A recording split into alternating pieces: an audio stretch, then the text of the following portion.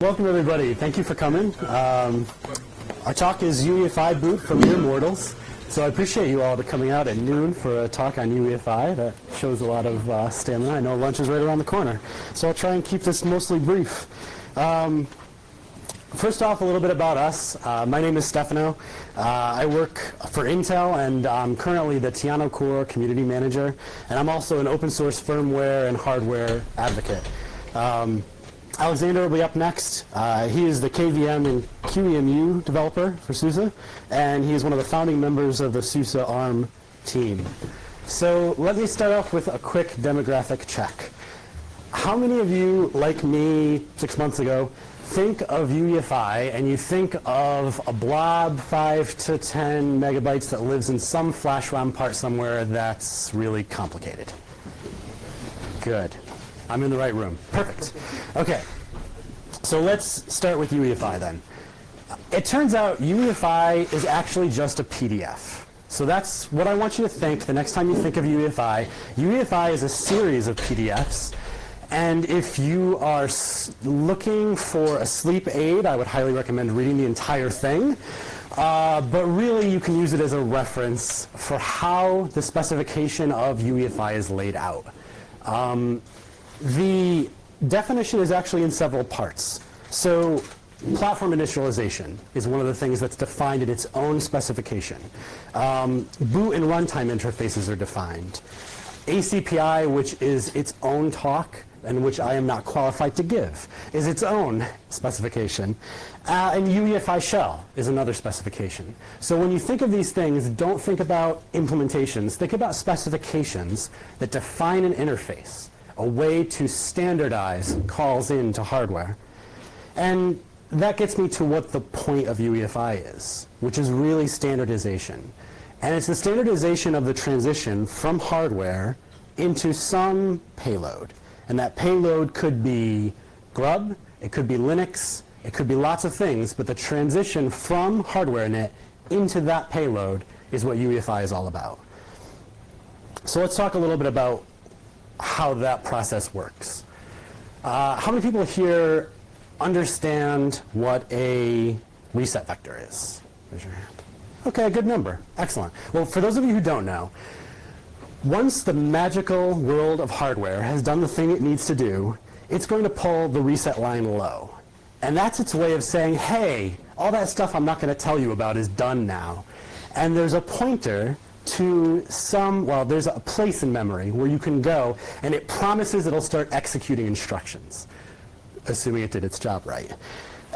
So UEFI is concerned with what happens when you get to that place. What do we do next?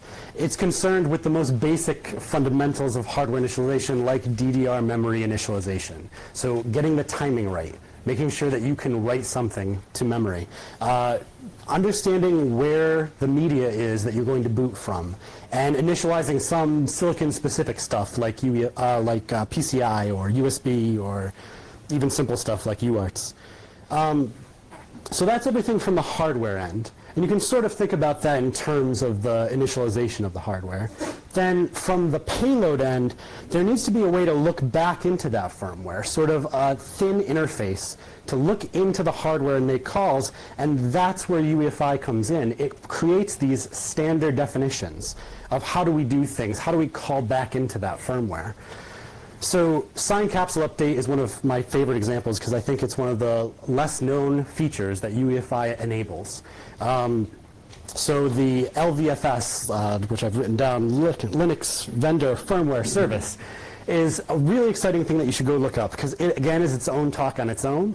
And Mike Kinney from Intel did a great talk recently on that at Lenovo Connect. HTTPS boot.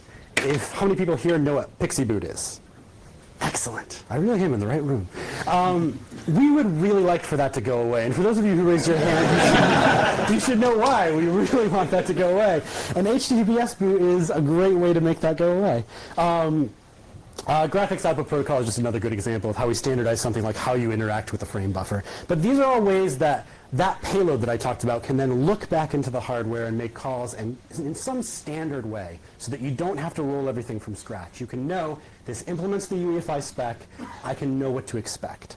And it's important to remember, too, that the UEFI spec isn't an implementation. It has no interface. It tells you how to write an interface. And that's an important point. So I don't want to spend this entire talk talking about UEFI because there are other really important bootloaders out there.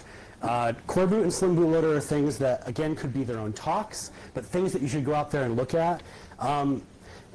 And there are corporate people here in the room, so please throw something at me if I say anything bad. But the idea that I have in my head when I think about things like Core Boot and Slim Bootloader is if you want to get to your payload as quickly as possible, the minimal amount of hardware init that you really need to do to get the memory initialized and to get yourself into some payload, that's where Core Boot really shines. So if you're looking for a quick handoff to some OS, who knows, maybe Linux, or some bootloader, who knows, maybe Grub. That's the thing you should be looking at. The idea is that you're booting the OS you want as quickly and efficiently as possible. UEFI really thinks more along the lines of, what if you wanted to boot a whole bunch of operating systems? How do we make that efficient? So this is the slide where I bring two things up on the screen which many of you probably aren't used to seeing, which is UEFI and U-boot. And this is why I have an expert over here with me, because I can't talk to that very well. But I can talk to Tiano Core. EK2 and U-boot. EK2 and U-boot, indeed. And we have a slide on that. So hardware initialization done in such a way that it isn't minimalistic, that you really do want to have something more robust where you could have networking and you could have USB capabilities. Providing boot time services and allowing firmware to be updated. And as I look at this slide, I realize easy may want to be in quotes. These are things that are all that we attempt to address. And one of the things that we really wanted to do with this talk is show the ways in which both of these pieces of firmware are really great choices for different things. So don't think of them as competing software. They really are trying to accomplish the same goals, just in different environments. So for one example, U-boot has been open source since day one. Tiano Core was open source in 2004. For those of you who have ever tried to open source closed source software, you will know that it is a tad complicated. And so when you look at the code, as Frank Sinatra said, please be kind. There's going to be things there that you're going to have some issues with, but realize that it is the effort to drag that into the open source world that is our goal. So from the Tiano Core side, you've got both platform initialization, so we do the hardware part, and we do that to the UEFI spec, and then we also do... PI spec. I just said, what did I say? You want UEFI spec. Thank you, to the PI spec. I'm clearly jet lagged. Too many acronyms. So we do that to the UEFI PI spec twice. We'll hit 3 times before I'm done, I promise. U-boot, on the other hand, does implement the parts of UEFI that are necessary, but just enough so that when you look back into that firmware, you see the things you need to, such that the payload will know I'm in a UEFI compliant environment. There are numerous platforms available for Tiano Core, and we'll get to that in a different slide. But as most of you will know, there are an amazing amount of platforms that run U-boot. So there's a huge field to play in there. UEFI shell is implemented in both, and that's the slide that I'll get to later on too. So EDK2, coming to the part that I think is also somewhat misunderstood. EDK2 is a number of things. It is a build environment. It's a place where you can build a reference implementation of UEFI firmware. It is not the actual firmware that you're putting on the board, though it does contain it. So there is open source firmware code inside the EDK2 repository. But like with many complicated projects like this, it's hard to put a pin on what all of these words mean, because you have things like UEFI and EDK2 and Tiano Core, and you just want to know what to call the thing you just built. But the thing you just built is custom firmware. So the fact that the open source firmware is in the repo makes it a little more complicated. But the thing that I think is really great about this repo is that it has a number of different large corporations contributing to it. And as you all know, large corporations are really good at working together. So clearly it happens seamlessly, and there's never any arguments or problems, and all the code gets merged flawlessly. To combat that effort, we have the open source community that I am working to build. And we'll talk about that in the next slide. one of the things to know is that EDK2 has fully validated UDK releases, but you can also work from the master branch, obviously, and then also several stable branches that we release. We release the stable tags on 3-month cadence. The part that I actually like to talk about, because I feel like a little bit of an expert in it, is the Tiana Core community, because that's the thing that I'm trying to push. I've set up monthly community meetings so that people who are engaged in working on the software or just interested in learning more can come and ask questions. We usually have some of the experts in the world of EDK2 and UEFI present, so they could answer questions, or we talk about topics like how do we improve our mailing lists? How do we communicate better as a community? I'm going to be setting up, when I get back from this event, bug triages so that we can go through Bugzilla in the public sphere and say, here are some of the things we found, here are some feature requests, here are some bugs that we're trying to fix. And that gives the community an opportunity to pitch in with a project that is often looked at as really just stuck in the domain of corporations. And we're also working to build a continuous environment, a continuous integration environment, and we're trying to do that in a community-oriented way. So I'm working with people from Core Boot and Linux Boot, and with people from U-Boot to try and make this something that is a community effort to do CI, rather than just going off in the corner and doing it ourselves. I want to talk briefly about EDK2 platforms. So I mentioned that there are some platforms that Tiana Core can natively support, and EDK2 platforms is our way of trying to pull some of that code out into its own repository. So specific hardware, like the BeagleBone, is available there, or will be available there shortly. The stable branches there track the UDK releases, so those completely validated releases get tracked in stable branches. And then we currently have development branches, which I will admit need a lot of cleanup. But if you're trying to get that hardware booted just so that you can play around with it, the development branches are perfect, just for that purpose. They need a lot of work though. So some of the boards that we're looking to get going, obviously the BeagleBone Black, as I mentioned, is something that we're going to be working on. The AN Up Squared board, which I'll talk about briefly, is something that I'm personally excited about. And Marvel Macchiato Bin, and I'm sure some of you have heard of the Minoboard project, which is a continuing project, and that we hope to continue to support. So I'll talk briefly about the AN Up Squared board. So the Up Squared board is really interesting. It's got a whole lot of really fun I/O, and it actually has a max 10 FPGA on it. So there's a lot of possibility in this board, and we've currently got it booting Tiana Core as of version 2.7? Oh, can I put it? Oh, no, I didn't. Yeah, it's been up there for about 4 months. Okay, yeah, so it's been up there for a little while. So this is one of the things that we're trying to further. We realize that we have open source tooling, we have an open source code base, but we need some form of hardware that everyone can afford, that is readily available, that we can give people to test on. So AN Up Squared board is one of our first efforts in this area, but we are going to continue and try to push other boards as well. The idea being that we know you need something relatively cheap to put on your desk so that you can play around with this stuff. So this is one of the boards that I'm really excited about. There are a couple other that I'm looking into that I won't talk about here, but catch up with me afterwards and I'm happy to chat about them. So with that, I've talked a lot about UEFI and about EDK2. I'd like to have Alex come up and chat with you about U-Boot.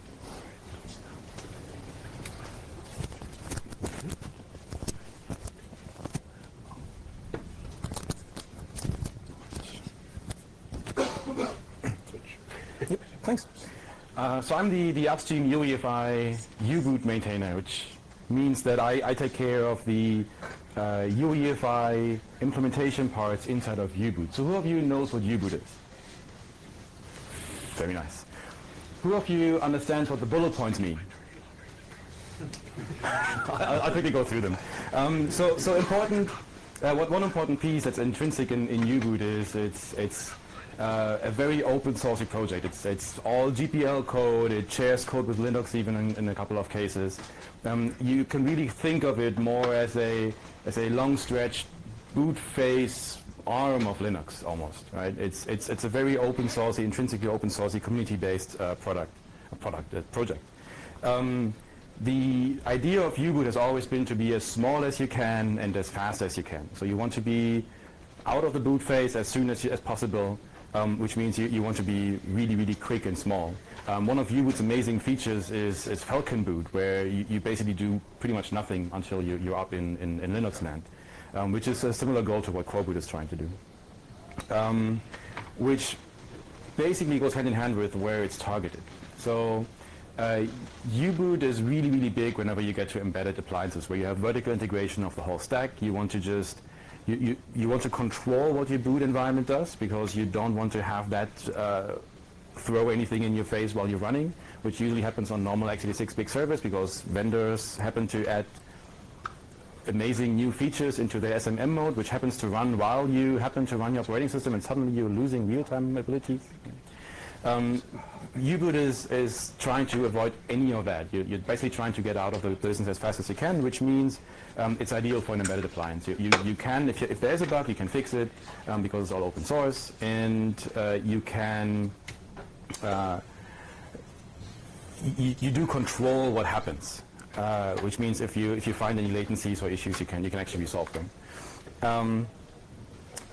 Because of its heritage in the Linux community and people around there, the whole coding style looks like Linux. So if you are a Linux developer, contributing to U-boot is trivial, right? It looks the exact same, basically. You will know how the code works within minutes. Traditionally, U-boot has implemented very direct boot mechanisms, like, for example, the direct Linux boot, where you just implement the Linux boot protocol so you can hand off really quickly to Linux, because that's what the bootloader's job is supposed to be, right? Hand off really quickly to the operating system. It has its own U-boot API, which some people use. So, for example, some BSDs use the U-boot API to implement whatever their file system is called, and ZFS drivers and whatever, additional drivers that they cannot port into a GPL-compliant code base in a payload. Or they didn't want to have it tainted by GPL. So Tiano Core, on the other hand, is basically, the way I usually put it is it's built to fork, right? It's the whole purpose of Tiano Core is that it's a base for people to take and build their own thing with, and then ideally never contribute back. People are trying to change that, right? But if you're in HP, you don't really want to push your HP enablement back into some open source project, because what's your value add? What's your revenue stream for getting open source firmware in there, right? There's very little incentive for them to do so. There's a lot of incentive in enabling communities with by having upstream enabled support, which is what we're seeing in the Tiano Core community now. But I would say 99% of Tiano Core based systems out there, firmware out there, is eventually in a closed source environment. It is much bigger than a typical U-boot load is, because it supports way more interfaces. It actually has amazing features in there, right? Stefano was talking about HTTPS boot. We don't even have TCP support in U-boot, not even speaking of HTTP or HTTPS, right? This is a full-blown operating system. Tiano Core and EDK2, the EDK2, the words are terrible. The Tiano Core community has support in its EDK2 project for a lot of amazing features.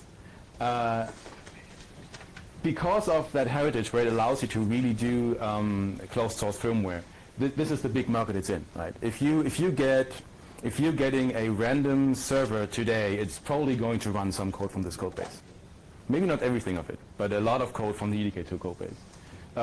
Coding style-wise, if you are used to politically correctly saying camel case code, you will feel very natural in that UEFI-like environment, in the Tiano Core environment. Whereas if you're from a Linux heritage, I cannot read that code, to be honest. Even I have. Yeah. Leif isn't either. It implements a lot less interfaces, because really at the end of the day what you need to implement is, this is wrong, this should be PI. It implements the front-end interface to have bootloaders and anything above running, interfacing to your UEFI standard firmware, and implement drivers. That's basically, it only lives in a UEFI only world, whereas U-boot lives in this weird state in between at this point. So what's the whole point of adding UEFI support to U-boot then, right? Why do we want to blow it up with more code to actually give us something that we already have a nice implementation for? Why do something more?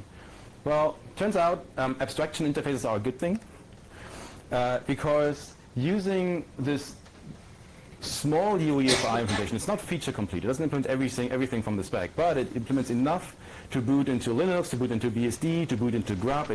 Most things you want to run, except for Windows, work just fine. Because both implementations implement the UEFI spec to that point, you can then have the exact same boot flow regardless of which environment you live in. If you have a U-boot-based environment, you can just run the exact same binaries as you can on a UEFI, on an EDK2-based system. And even I get the words wrong. So this is all possible because we basically have this abstraction interface, and this abstraction interface is what the UEFI spec is all about. And what you see down here looks artificial, but really what it enables you is it enables you to boot any standard distro that you want, and I just happen to care about the OpenSUSE one most. Any standard distro you want, regardless of what is there on the upper layer. It really just is an abstraction interface, right? Imagine it like the JavaScript engine for firmware, almost. You should have better examples. So what this leads to is the really nice benefit of it is the number of the overlap of machines that each firmware runs on. There's very little overlap between the two, right? So the typical system that you have an EDK2-based system on is not the typical system you have a U-boot-based system on. So by enabling the exact same interface, you're suddenly broadening your reach by manyfold. Right? You can run on pretty much any system these days that is either x86 or ARM-based without even thinking about all of this booting stuff, because people really don't want to be in that business. It just happens to be difficult. But we don't want to make this difficult. We want to make it as easy as possible.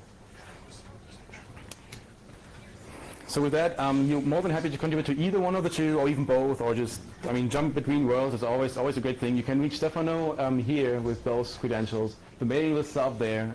Patches are always welcome to everything. If you want to implement some cool new feature, make Windows boot on U-boot, feel free to. Right? It's a great thing to have. And now we have about 4 minutes left for questions, because I'm sure you will have some. Yes? So how is progress for the UEFI runtime services going on U-boot? How's progress for the UEFI runtime services going on U-boot? It depends on what you consider progress. So we have had UEFI runtime services from day one. So there's always been runtime service, because without runtime services, Linux will just call into null pointers. So you have to have something there. Admittedly, most of these runtime services implement return minus error, and not implement it, and that's it. There are two things that we're doing. One is as part of the EBBR initiative, the embedded based boot requirements for ARM. We added an ECR to the UEFI spec, which allows you to not implement runtime services. So you would finally become spec compliant by not implementing them. So if you can't change, if you don't want to, you know what I mean. If you, what's the mountain and the prophet thing in English? You know what I'm getting to. So that one's there. The other one is we have a lot of infrastructure to implement runtime services, but it's not as pretty as it should be in U-boot right now. And it's intrinsically bound to the way runtime services are done. It's just icky. There are some suggestions on the mailing list today even, just from this week, on how to clean all that up, that maybe we should build another tiny version of U-boot inside the build process that only comes with a small device model and only the devices you need for runtime services, and then you embed that into your bigger U-boot and you make that your runtime service while you're running. We'll have to see how we get there, right? I think eventually we will want to leverage some of that infrastructure we have in U-boot for runtime services. Today we don't. It's just function overloads and a couple of sections that you put stuff into. But you can do runtime services if you want to. Yes? So which architectures do you support? Which architecture do we support? In Tiano Core or in U-boot? Sorry, for people who don't know, Art is one of the main contributors to the EDK2 code base, so he will know all these pieces. In U-boot, currently we support x86 32-bit, 64-bit, ARM 32-bit, ARM 64-bit, RISC-V 32-bit, RISC-V 64-bit. Yes, I don't think anybody went into MIPS yet. We do have people who are interested in PowerPC, so let's see. Yeah. Can I run U-boot from Tiana Core? Can you run U-boot from Tiana Core? Of course you can. You can run either from either. Just whatever. Yeah. Anything goes. You can have U-boot be an actual payload on an EFI payload. You can have U-boot be an EFI operating system which kicks away EDK2 and takes over the machine, at which point you can then run EFI applications from U-boot again. The whole world is open to you. Yeah. What's the difference between Tiana Core and EDK2? That was what Stefano was explaining. You want that one or you want me to have that? It's very easy. Tiana Core is the umbrella project, right? That's basically the name for the overall arching project. EDK2 is the toolkit itself that allows you to build firmware, and the firmware that falls out of it doesn't have a name. In a nutshell. Yeah, fair. Yeah. Any other things? We have 1 more minute. One more question, I guess. We have 2 more. Yeah. So, EFI Lite. What is Lite? EFI Lite. What is Lite? What is the UEFI spec is?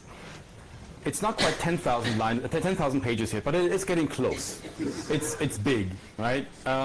So Lite basically implements everything you need. It does not implement. It implements enough to make real life use cases from today work. So the approach is different. The EDK2 approach is, let's give you a reference implementation that implements everything that there is in the spec. Whereas the U-boot approach is, let's look at what people actually do use today and what they do need. What do we need to make Linux work? What do we need to make grub work? What do we need to make BSDs work? And it turns out all of these have almost the exact same requirements.